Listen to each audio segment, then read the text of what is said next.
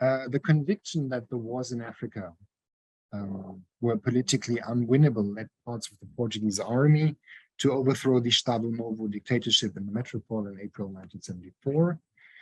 This Carnation Revolution in turn cleared then the path for negotiating a ceasefire and the fast independence of the African colonies, all of which cut their ties with the motherland in 1974 and 1975. So the returnees history highlights the entanglements between Portugal and its colonies. Just as France, Portugal was for the most part of the 20th century what Gary Wilder has called an imperial nation state. The history of these returnees, however, must also be placed in the wider context of decolonization as world history and of the return migrations this process spurred in the 3 decades after the Second World War. During this time, and it's difficult to see, I realize for you in the back, during this time, from 1945 to 1975, a total of 5 to 7 million European settlers, but also other people from the colonies that were associated with these settlers, left their Asian and African colonies as these territories became independent.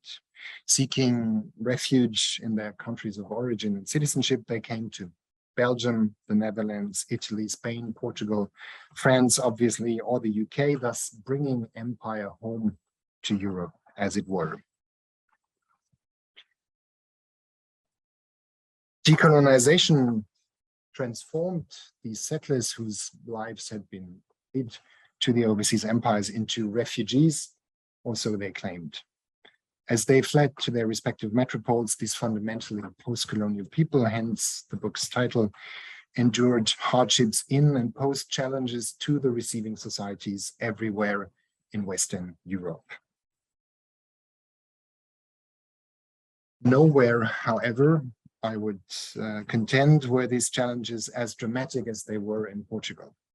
In just a couple of months over the summer and autumn of 1975, 500,000 people, most of them destitute and embittered by their loss, arrived in a tiny country, and a country which at the time suffered from structural underdevelopment and economic recession and a long-standing housing crisis. In this difficult situation, the returnees increased Portugal's resident population by a staggering 5 to 7%, which is easily the double from the Pied Noir adding to the French population after 1962. So there's a lot of practical problems that arise with this migration, but these practical problems aside, their chaotic arrival symbolized the implosion of settler colonialism in Angola and Mozambique, from where the bulk of these people arrived. But they also epitomized the demise of Portugal's imperial project more generally. The containers with their belongings shipped from Luanda and piling up on the docks of Lisbon symbolized the end of an empire which had been central to ideas of the nation for decades. For those who don't know this one, could you explain what is the monument? It's the monument, the so-called monument to the discoveries and celebrating Portuguese discoveries. So it's pretty symbolic to see the debris of empire placed at its feet. Portuguese elites, but also mass culture, had consistently celebrated the empire as the foundation of the nation's greatness, in fact, as the minimal condition for its bare survival. Accordingly, the farewell from empire was, I believe, a major disruption. And this disruption occurred as part and parcel of another massive disruption, which of course is the Carnation Revolution. After it had toppled Europe's longest dictatorship, the Portuguese people initiated a messy transition to new forms of democratic government, where fiercely opposed political factions and projects were competing for influence. So, in other words, the returnees entered a society that was turned upside down, where empire had ceased to be the foundation of the nation, where no one was waiting for them, where jobs and housing were scarce, and where people were experimenting with their newly won freedom in a political climate that was overall joyful and optimistic, but also extremely heated, at times bordering on civil war in Portugal itself. Against the backdrop of this history, the book argues that Portugal is a fascinating national case study that offers a privileged vantage point for considering more broadly how post-colonial migrations changed Western Europe. Accordingly, I think the broadest questions I ask in the book are the following. How did Western Europeans deal with decolonization if we consider that really they had built much of their wealth, their political culture, and their identities on imperial expansion? What does it mean to end the empire? How do empire and colonialism both die and live on in post-imperial metropoles? And how does the process of decolonization itself remake communities and nations, not only in Africa, but also in Europe? I answer these questions by placing the returnees in both national imperial and transnational contexts. I use their history as a window onto how the nation state came to be remade in a world after empire, and as a test case for how we can write national histories after the global turn.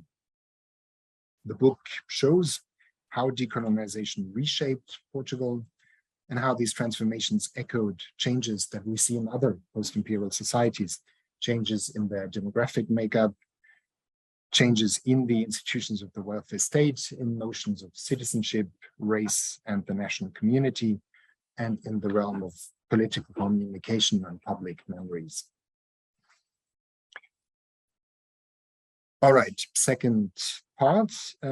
This is, I believe, to the best of my knowledge, the first published book-length historical study of the returnees, and so it does concrete work on this group of people, but of course it also connects the issue to broader historical questions or fields of research, which I want to mention these three: decolonization in European history, then the role of refugees in the making of the continent, the European continent, and the question how the global turn affects European historiographies. And I'll only say a sentence or two maybe on each of these fields here. So first, on decolonization. The last 15 years or so have seen the emergence of a thriving field of historical studies that analyze what Liz Buttner calls Europe after empire. And part of this field are, of course, inspiring studies of return migrations. Among them is this collected volume, which I think was one of the first that really made a difference to this field. It's from 2003. Other major publications include these books here, many of them on the French case. And within this field, there wasn't really much on Portugal so far, or actually nothing, I would say, in terms of published work in history. And my book engages with this field by stressing that the peculiar timing, the scale, and the context make the Portuguese case an ideal one for a contrasting comparison with these other cases. So the returnees were the last migration of this type. In relation to the resident population, no other nation received as many returning settlers as did Portugal, and nowhere else did they arrive in a similarly poor nation during a full-fledged revolution. So seen in this light, I think Portugal is an ideal place to study what happens when empire comes home. It's a particularly dramatic case. At the same time, it is not exceptional. It is very much in line with these previous return migrations. Second, on migration history. On the one hand, the peculiar experience of these settlers that become refugees helps us rethink the causes and motives, but also the effects of population displacement broadly, including its consequences for the nation state. On the other hand, I think that the encounter of returnees, of nation states, of NGOs, and international organizations is an opportunity for studying refugee regimes. And that includes also finding out more about the perennial problem of why some people get labeled refugees while other people do not get that label. And I think that's an interesting case to consider in this field. All in all, I heed Peter Gattrell's call to write displacement into the larger processes of historical change and thereby into mainstream historiography. Finally, on the global turn, which is something that my Berlin years have made me very sensitive to.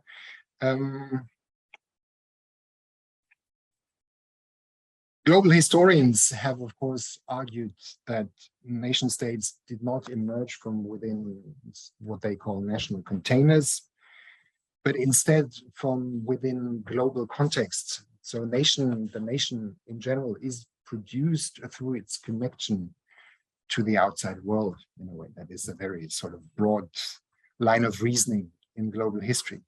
I think that historians of Portugal have not always applied to their work, although it should resonate with them strongly. Consider emigration.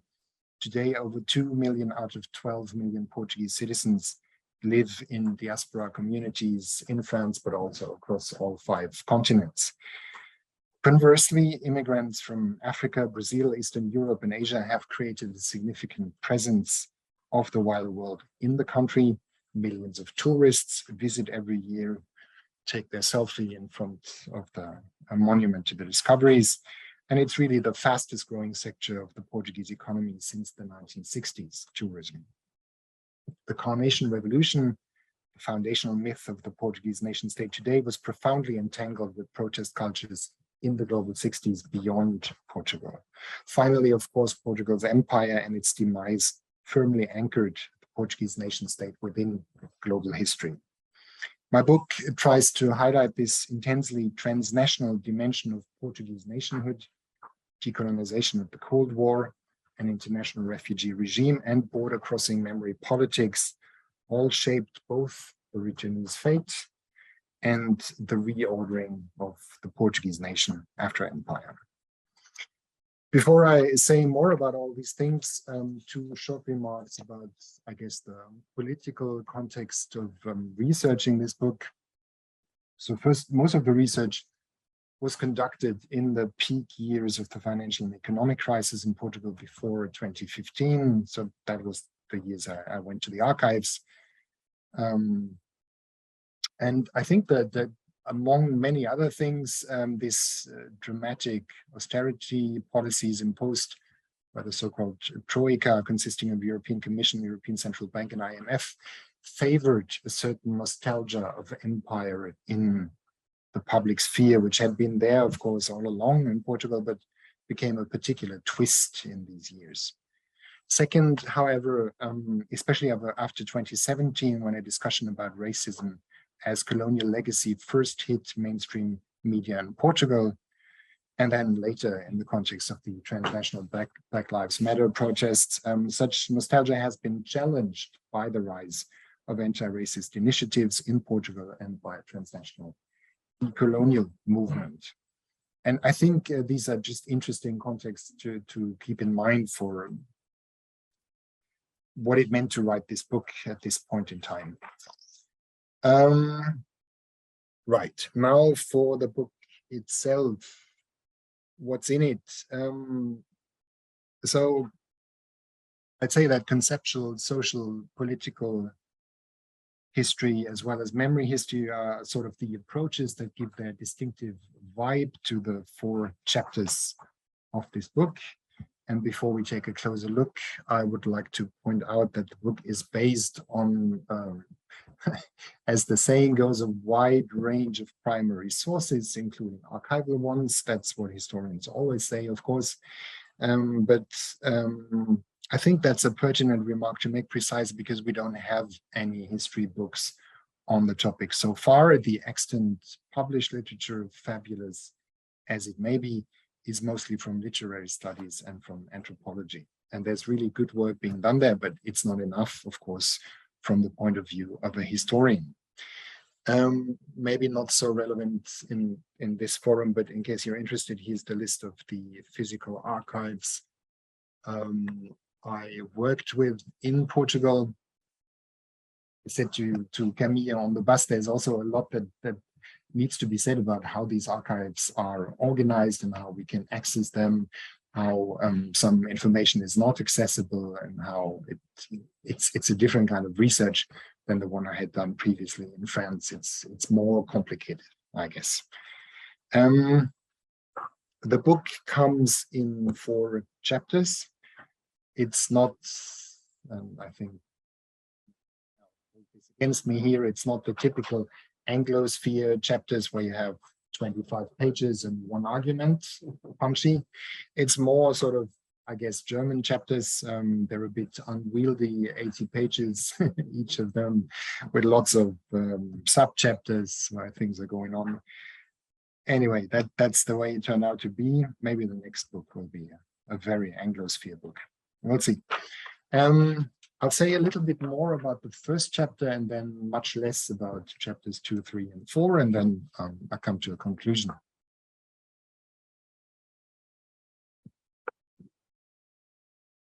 So the first chapter looks at the labels that were attached to these incoming migrants.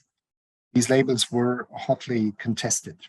Residents and migrants, social workers, civil servants, scholars and journalists, foreign commentators, aid donors, all these people shaped the ways this migration was named and interpreted.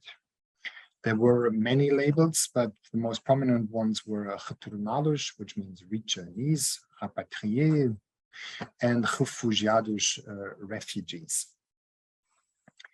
These labels, of course, expressed conflicting views about the migrants' mobility and their belonging. Calling those from Angola and Mozambique returnees implied the idea of an orderly movement and possibly also of a voluntary migration. It also suggested that they came back to a place where they naturally fit to the core of the Portuguese nation that they had always been a part of.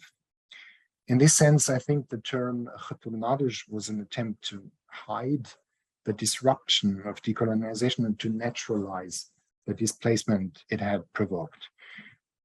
It was also a strong appeal to national solidarity. In times of dire public finances, the government hoped to create sympathy among the resident population and to legitimize its massive spending on behalf of returning nationals.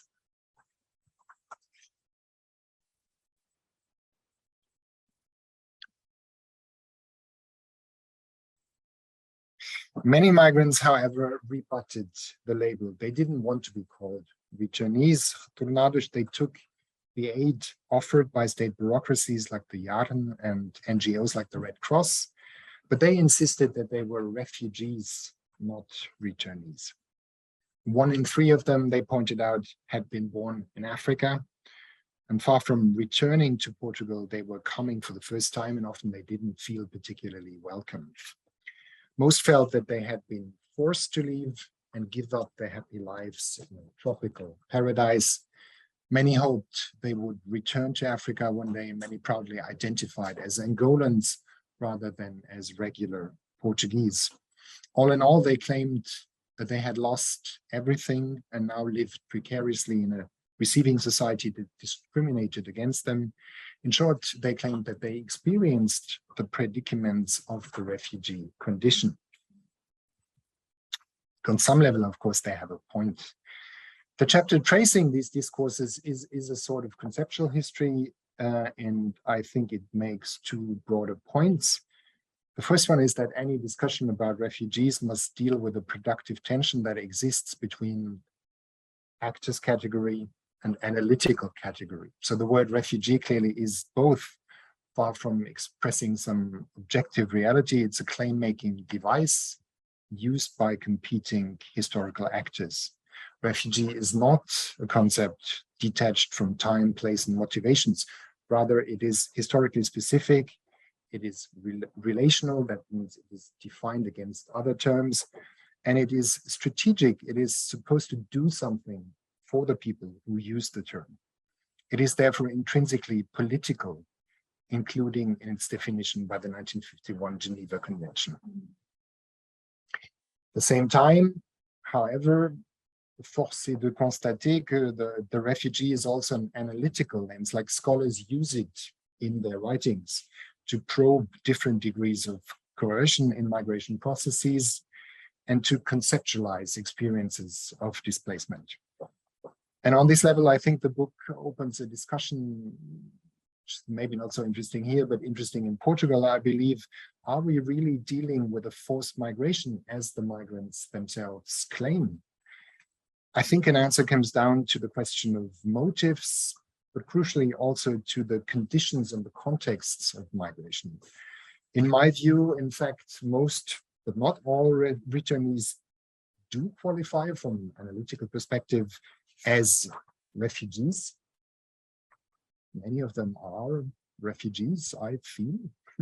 But if we follow a relational perspective, as I argue we must, that is, if we follow a perspective that relates the returnees to the experience had by hundreds of thousands of Black Africans who were forcibly displaced by the end of the Portuguese Empire, we must conclude that in comparison to these displaced Black Africans, the returnees were highly privileged refugees. I think on some level that is very obvious, but it really hasn't been said in Portugal, I feel. The second broader point of the chapter has to do with nationhood. And I'll start this discussion by saying that returnee was a colloquialism, was a term people used in cafe conversations and on the streets, but it was also a legal status. Several laws, in fact, defined a returnee as a Portuguese national who had returned from an ex-colony and was temporarily in need of assistance. However, the government not only defined which of its citizens could be considered returnees, it also redefined which immigrants could be considered citizens. Indeed, a new nationality law in 1975 stripped most people from the colonies of the Portuguese citizenship that they had held before independence. And that goes back to the 1975 decree law authored by Antonio de Almeida Santos, and that law defined nationality in terms of descent or jus sanguinis. The law, in other words, maintained citizenship only for those people who came from Africa, who had either a Portuguese parent or a Portuguese grandparent. And because only citizens could claim the legal status of returnee, this means that at least 20,000 migrants from the colonies who were ethnically African or Asian were excluded from this category, and of course then from the welfare benefits that came with being a returnee. Instead, these people were considered foreigners or stateless persons who might or might not legally qualify as refugees at a later point in time, even though, I repeat it, these people had been legally Portuguese just months or weeks earlier, and as such had oftentimes risked their lives as soldiers for Portugal in the colonial wars. After 1975, none of them were entitled to the solidarity that the state reserved for its citizens. And of course, that is a very familiar story in France if we think of the Archives. In other words, gone were the days of the Lusotropicalist propaganda and of Portugal's racially inclusive imperial citizenship. In its place, lawmakers now stripped Black Africans of their legal belonging, granted returning status only to citizens, and thus associated both being a returnee and being Portuguese with being white. Decolonization was used to reinforce the nation's ethnic character and to draw a racialized boundary between migrants who continued to be co-nationals and migrants who became Africans, even as both groups had enjoyed the same rights before the end of the empire, even as both groups were arriving in the very same airplanes from the same places as part of the same historical process. Of course, other scholars have mentioned this new nationality law in passing, but I make it a central part of the story. And I show both that it was motivated by racism against people of color and that it helped institutionalize racialized social distinctions in post-colonial Portugal. And what's more, I uncovered for the first time, I believe, a transnational dimension of this story, the story in which the United Nations High Commissioner for Refugees played an important role. And this is what I will talk about now for a brief moment. The UNHCR, the Refugee Agency of the United Nations, opened an office in Lisbon in 1977 after a fact-finding mission at the request of the Portuguese government the previous year, 1976. Now, what were the motives for the Portuguese government to involve the UNHCR? I think that the leaders of the new democratic Portugal wished to create legitimacy by demonstrating that they were actively and compliantly involved in one of the world's most recognized international institutions. And that, of course, formed a striking contrast to the preceding Estado Novo dictatorship that had been a pariah of the UN system for many years because of its stubborn colonialism. But I think the main motivation very plainly was money. The government needed money in times of economic crisis, and it sought to internationalize the question of displaced people in Portugal with the goal of reducing its expenses. Initially, in fact, Antonio Fernandes Tender, the president of Portuguese Red Cross, had approached the UNHCR in the hope that the agency would pay for all decolonization migrants, for all returnees. And indeed, some people at the UNHCR argued that the returnees were essentially refugees and that the agency therefore should, in fact, be helping them. But the High Commissioner for Refugees himself firmly declined this request and opposed this view. He declared that the returnees had not crossed a national border, and therefore they did not qualify as refugees under the terms of the 1951 Refugee Convention. Consequently, his representative in Lisbon, Guilherme de Cunha, repeated time and again that according to international law, most migrants from Africa were not refugees. So in general, the UNHCR said we're not paying for these returnees, but they said, okay, we will be paying for some people that do not qualify as returnees in Portugal. We will assist them maybe if they want to return to their countries of origin, or we will help them get legally recognized as refugees in Portugal at a later point. It therefore also urged the Portuguese authorities to pass a national law for asylum and refugee status, which didn't exist in 1975, such a law, and they only passed it in 1980. So that means that they left Africans who had lost citizenship in a legal limbo for 5 years. In short, I think the intervention of the UNHCR, which granted refugee status and support only to those who had lost their status as citizens, confirmed the separation that the new nationality law had created between different types of returnees. And seen in this slide, I think it's fair to say that the UNHCR reinforced Portugal's revision of imperial citizenship along implicitly racialized lines. In other words, the international refugee regime fortified an ethnic reordering of the post-colonial nation in Portugal specifically, and it confirmed the naturalization of the nation state in a world after empire more generally.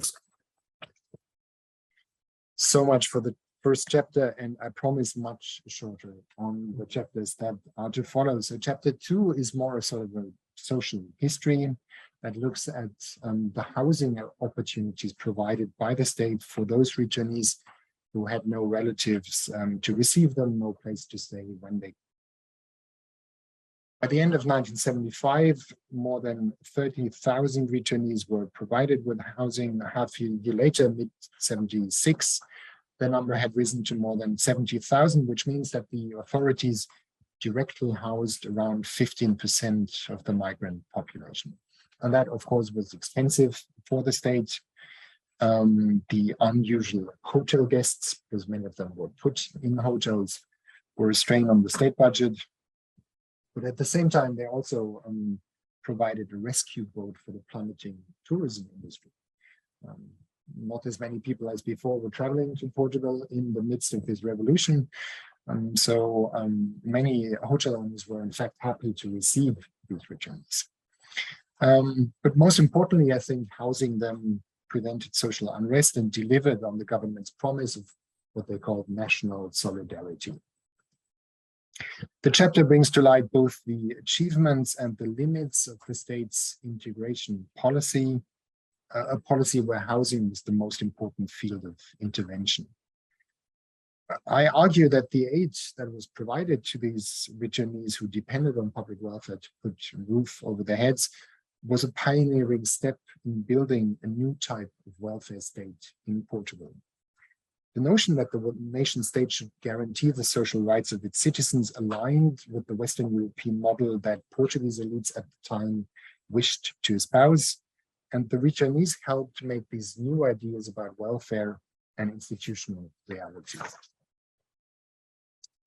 Zooming in on the living conditions that the returnees experienced in these state-paid hotels, pensions, and centers for collective accommodation, including, in fact, in famous refugee camp Val de Jamor, just outside of Lisbon. The chapter also shows, however, that what we see often is a lack of adequate facilities and resources, and this lack frequently led to considerable hardships for the returnees. And again, another point I think that is important is that we also see that this state fostered integration and national solidarity was in fact unequal, and occasionally it was clearly racialized, in the sense that migrants who were non-Portuguese, migrants who were non-white, or both, seem to have been overrepresented in the most problematic housing facilities, on campsites, or in repurposed prisons, where they suffered from cold, humidity, bad food, and lack of opportunities. In other words, I think the archival evidence does not support what I call the success story of integration. This success story of integration is the narrative that dominates some academic and practically all popular and official accounts of this migration. And this narrative posits that the returnees' socioeconomic integration happened overall fast and surprisingly pain-free. And I think the reality was messier, and the success story is an urgent need of qualification. And again, this is probably not surprising to many of you here. I think it needs to be said again in the context of Portuguese discussions, where this chapter in a way deconstructs a nationalist myth of successful integration. Chapter 3 looks at the migrants not as objects of integration policies, but instead as political subjects who claim recognition, who claim resources from the nation state. And it shows how returnees became highly visible in demonstrations or through political stunts, like the occupation of the premises of a bank in downtown Lisbon, Banco de Angola.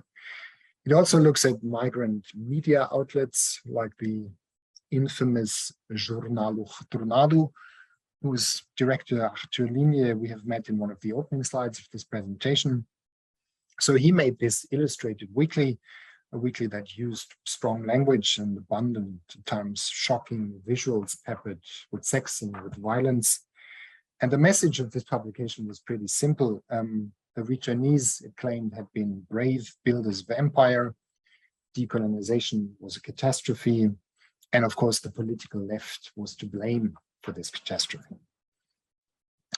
The chapter further asks how migrants built their own associations, to what degree these associations were bound up with the political right in and outside of Portugal's national parliament, and why these returnee associations, especially if we compare them with the Pieds Noirs in France, were overall weak and very short-lived. So they disappeared after a couple of years, and today there's very little left of them.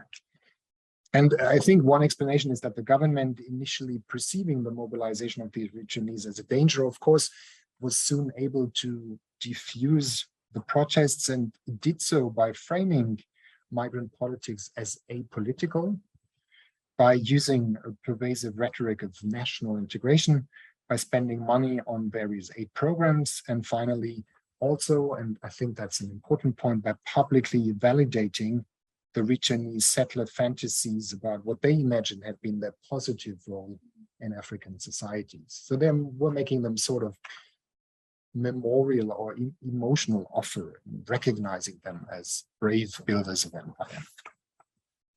In brief, the chapter looks at how we can explain that the voices of the returnees, while they were in fact distinctly present after their arrival, were soon either silenced or co-opted by the institutions of Portugal's new democracy, a democracy built on the ruins of empire. The chapter also looks, so it's mostly, all of this is a book mostly about white returnees because they were the bulk of the people who came, but it's also transversely interested in this question of race, and it also therefore looks at African refugees, people who've lost citizenship, and at how they were politically active. So they were legally and symbolically excluded from the national community, as I said before, and therefore they appealed to the government in vain. And instead, these people that I found traces of directed their demands on top of the appeals they sent to the national government, directed their demands to an international audience. And an example of this is this letter here written by an Indian Mozambican Muslim who started a sort of one-man campaign against Portugal's new nationality law, a campaign that tapped into the discourse of human rights that had its global breakthrough in the 1970s and that provided sort of language for him to make these claims outside of Portugal to an international community.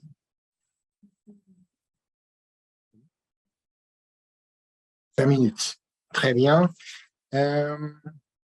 Okay, last chapter is a chapter on memories. So the returnees became virtually invisible by the mid-1980s, but since the turn of the millennium, they have in fact resurfaced again in the public sphere in the mode of memory making. And so as you see today, if you're a Portuguese weekly, you can try to make money by selling stories and memories of the good life in the colonies. That is good. C'est un peu spécial quand même. So already in the 2010s, there was a wave of memorial literature by and for returnees. The national television produced a fictional TV show, and the city of Lisbon hosted a first exhibition on the topic.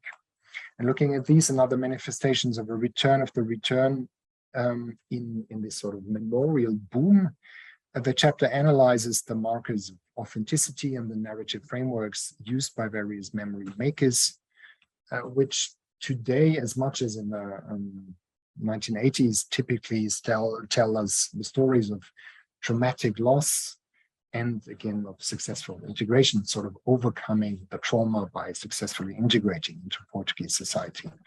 I try to explain why these memories emerged precisely at the time they did by contextualizing them within worldwide battles that we see currently over the legacies of empire on the one hand, but also on the other hand, of course, within the national context of the 40th anniversary of the Carnation Revolution that coincided with the European debt crisis and its sequels in Portugal. Time for a conclusion, which is, I guess, too long. How much time do we have?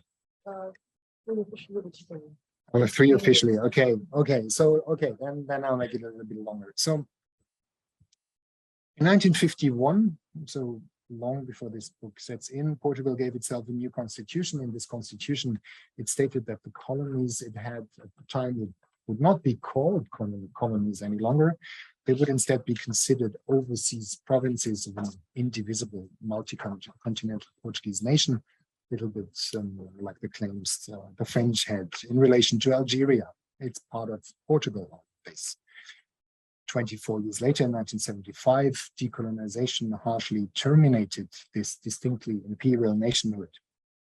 The colonized had cut their ties with the metropole, and the imperial breakdown propelled these returnees outward. As a consequence, many Portuguese now came to reimagine their nation as a part of Europe. Europe at the time being institutionalized as the European Economic Community, which Portugal joined in 1986 after a decade of negotiations.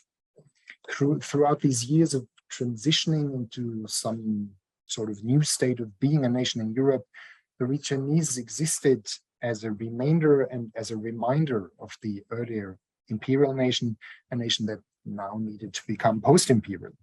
And the returnees, I think, were one of the prime sites for negotiating this transition precisely.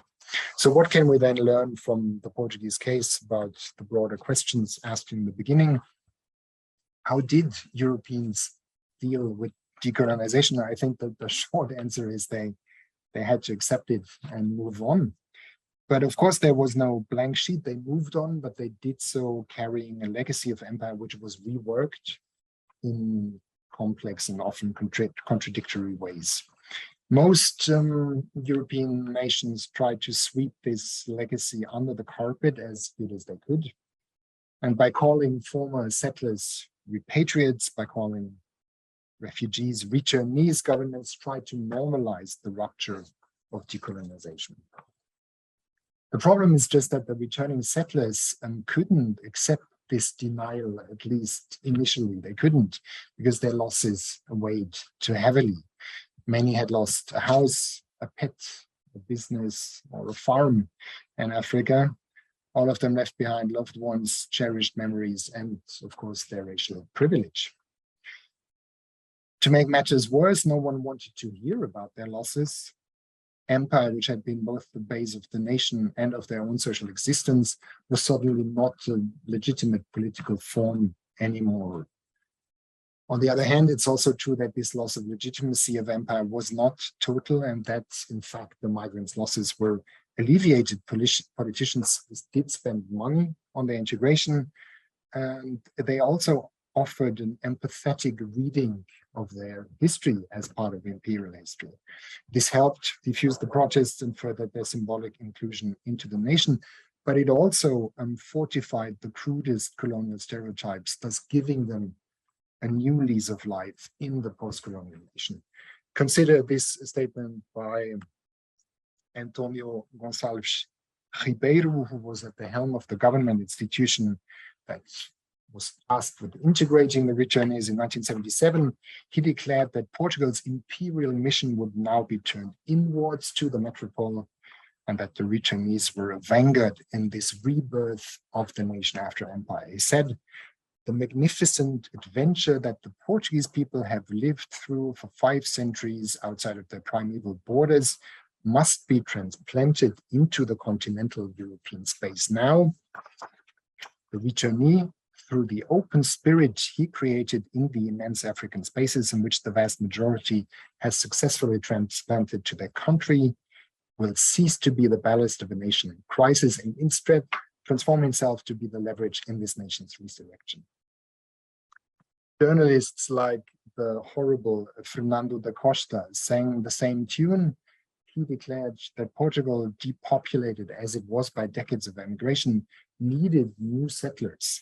And I quote, "It was, according to him, a country where everything is still to be done, just as was the case in the backcountries of the African memories."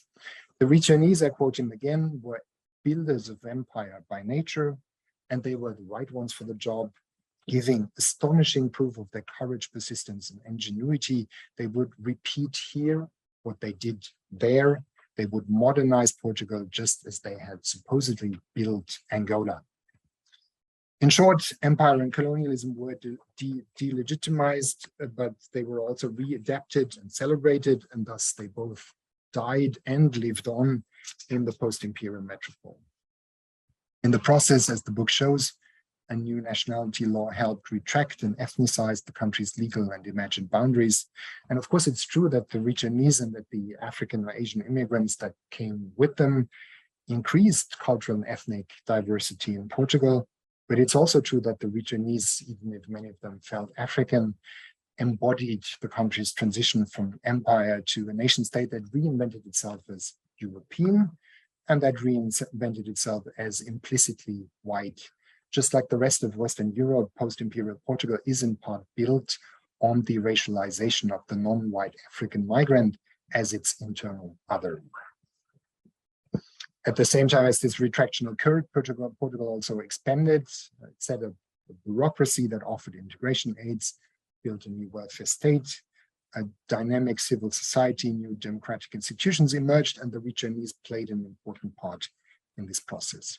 In short, the history exemplifies that migration, as sociologist Rogers Brubaker noted, migration has always been central to the making, unmaking, and remaking of states, and in this case then to the remaking of Portugal within the transition of European societies from empire to after. And this is why the book's title, Postcolonial People, refers not only to the returnees, but let's say virtually to all Portuguese people today.